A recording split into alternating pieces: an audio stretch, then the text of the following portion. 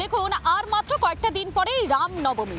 21 দিন পরেই রামনবমী, এবং রামনবমী যতই এগোচ্ছে না, ততই যেন এই রাজ্যের রাজনৈতিক দলগুলোর মধ্যে একটা পারদ তুঙ্গে উঠছে। কেন এই কথাটা বলছি, কেননা আমরা গতকাল দেখলাম সুজন চক্রবর্তী তিনি রামনবমী নিয়ে একটা রাজনীতির মেরুকরণ টেনে দেওয়ার তিনি চেষ্টা করলেন। তিনি সরাসরি বলছেন এই রামনবমী বাংলার নয়। কিন্তু কয়েকটা বিষয় এক্ষেত্রে বলে রাখা ভালো।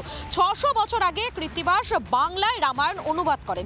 এখানেই শেষ নয়, আরো বেশ কিছু তথ্য আপনাদেরকে জানিয়ে রাখি। রবীন্দ্রনাথ থেকে নজরুল সবাই রামকে আদর্শ ভারতীয় হিসেবে বর্ণনা করেছেন।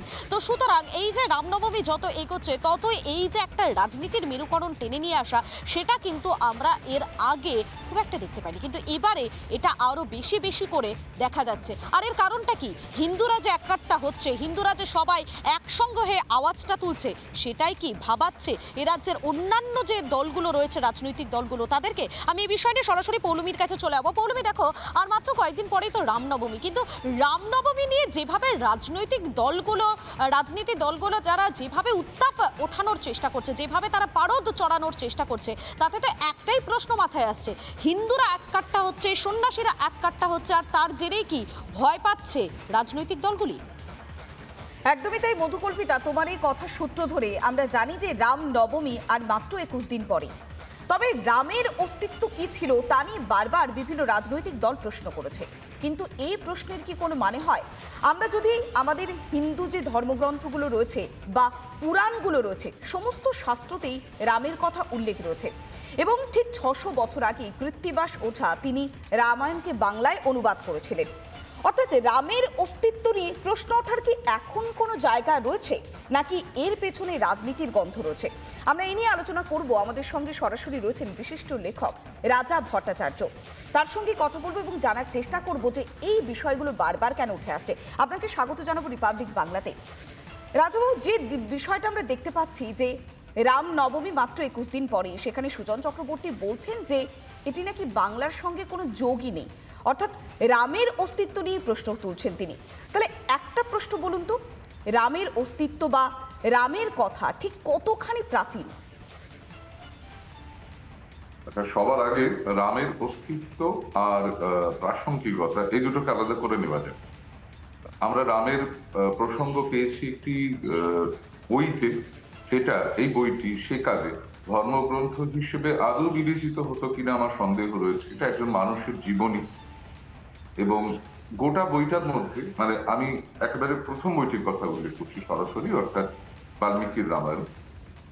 বাল্মীকি তার রামায়ণ যেভাবে লিখেছেন, তাতে মানে যদি কেউ খুব ভালো করে সংস্কৃত বইটা পড়েন, তাহলে তার বারবার মনে হবে যে তিনি একটা প্রায় দিনলিপি পড়ছেন, একটা মানুষের স্বাভাবিক জীবনী পড়ছেন। এটা ধর্মগ্রন্থ নয়, এই জায়গাটা পরিষ্কার করা দরকার। অর্থাৎ আমি এটা বলতে চাইছি যে বাল্মীকির অ্যাপ্রোচটা হলো, যাকে সংস্কৃত ভাষাতেই বলা হয়েছে যদৃষ্টম তল্লিখিতম, তিনি যা দেখেছেন তাই লিখেছেন। তার লেখার মধ্যে থেকে অন্তত এই মনোভাবটা খুব পরিষ্কার হয় যে তিনি রাম সম্পর্কে যা জেনেছেন তা বাস্তব, তা তিনি লিখে রাখেন, প্রথম কথা।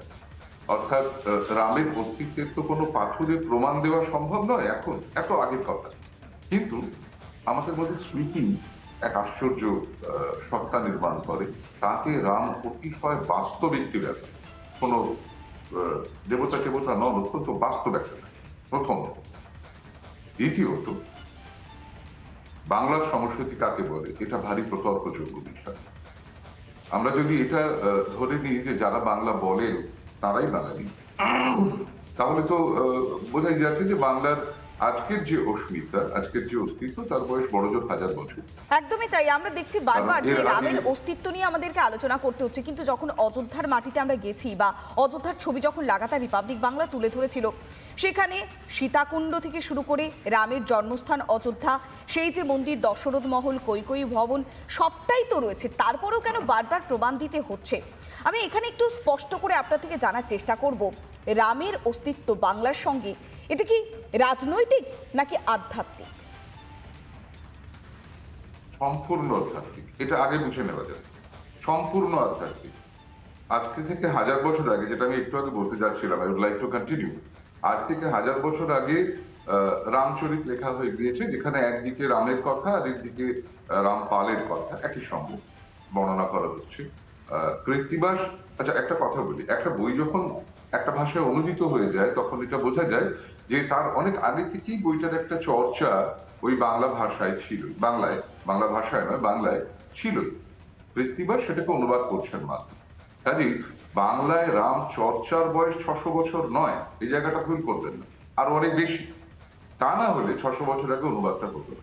এবার 600 বছর আগে থেকে যে রাম কথা, যে পবিত্র পূর্ণ রাম কথা বাংলার মাটিতে ছড়িয়ে রয়েছে, তাকে আমি হঠাৎ করে সংস্কৃতির অন্তর্গত নয় এটা বলতে পারি। একদমই তাই, আপনি সুন্দরভাবে বর্ণনা করলেন যে রাজনৈতিক নাকি আধ্যাত্মিক, এই নিয়ে একটা তর্ক বিতর্ক চলে। আমরা জানি যে রামের যে নয়ন এত সুন্দর, তার নাম দেওয়া হয়েছিল পদ্মলোচন, অর্থাৎ পদ্মের মতো চোখ।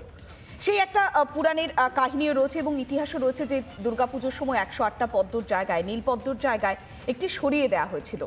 আর তারপরেই তখন শ্রীরামচন্দ্র তিনি তীরবিদ্ধ করে নিজের চোখটিকে বের করার চেষ্টা করেছিলেন, কেননা তার চোখটিকে পদ্মলোচন বলা হতো বলে। আচ্ছা, আমরা দেখেছি যে পদ্মের ক্ষেত্রে অ্যালার্জি তৈরি হয়েছে এই বাংলার বুকে, বা পদ্মের ক্ষেত্রে আপত্তি তৈরি হয়েছে, তাহলে কি পদ্মলোচন যেই রামচন্দ্র, তার প্রতিও আপত্তি তৈরি হচ্ছে কেন বলুন তো? না, এটা আমার আদৌ মনে হয় না। একটা জায়গায় পরিষ্কার বুঝতে হবে, রাম কোনো রাজনৈতিক আইকন নন, কোনো কালে ছিলেন না। তিনি জনদেবতা, গণদেবতা, মানুষের দেবতা। এর সঙ্গে রাজনীতিকে গুলিয়ে দেওয়া হচ্ছে, গুলিয়ে ফেলা হচ্ছে খুব উদ্দেশ্যপূর্ণ ভাবে। আমি অত্যন্ত অরাজনৈতিক একজন সাধারণ লেখক মাত্র, এবং এবছর বইমেলাতে আমার যে বইটি বেরিয়েছে তার নাম হে রাম, এটা বেরিয়েছে দেশ পাবলিশিং থেকে। হে রাম, কোন রাজনৈতিক দলের সমর্থক না হয়েও রামকে শ্রদ্ধা করা যায়, এই জায়গাটা বুঝতে হবে। নিঃসন্দেহে আপনি রামকে ভক্তি করবেন কিনা সেটা আপনার ব্যক্তিগত ব্যাপার, তাই না? এটা রাজনীতি নয়, কারণ রাম আপনাকে কোনো নির্দিষ্ট রাজনৈতিক দলকে ভোট দিতে বলেননি, কিচ্ছু বলেননি। তিনি যা বলেছেন সেটা হলো একজন সত্যিকারের ভালো মানুষ হয়ে ওঠার গল্প। তিনি তার জীবনে সেটাই চেষ্টা করেছেন। আমরা যদি তাকে অন্তর থেকে শ্রদ্ধা করে অন্তত ওইটুকু রপ্ত করতে পারি, ধন্য হয়ে। বেশ, অনেক ধন্যবাদ। আমরা কথা বললাম বিশিষ্ট লেখক রাজা ভট্টাচার্যের সঙ্গে। সত্যি নিজস্ব মতাদর্শ রয়েছে, এবং রবীন্দ্রনাথ ঠাকুর, নজরুল ইসলাম প্রত্যেকেই রামচন্দ্রকে আদর্শ ভারতীয় হিসেবে বর্ণনা করেছেন। তাহলে রামের সঙ্গে বারবার রাজনীতি কেন জড়িয়ে যাচ্ছে, বা রামেই কেন বারবার অ্যালার্জি তৈরি হচ্ছে বামেদের, এই প্রশ্নটা তো উঠেই আসছে। নানা ধরনের কন্টেন্ট দেখার জন্য লাইক করুন, শেয়ার করুন আমাদের ফেসবুক পেজ, সাবস্ক্রাইব করুন আমাদের ইউটিউব চ্যানেল। পাশাপাশি অন্যান্য ব্রেকিং নিউজের জন্য অবশ্যই চোখ রাখুন রিপাবলিক বাংলায়।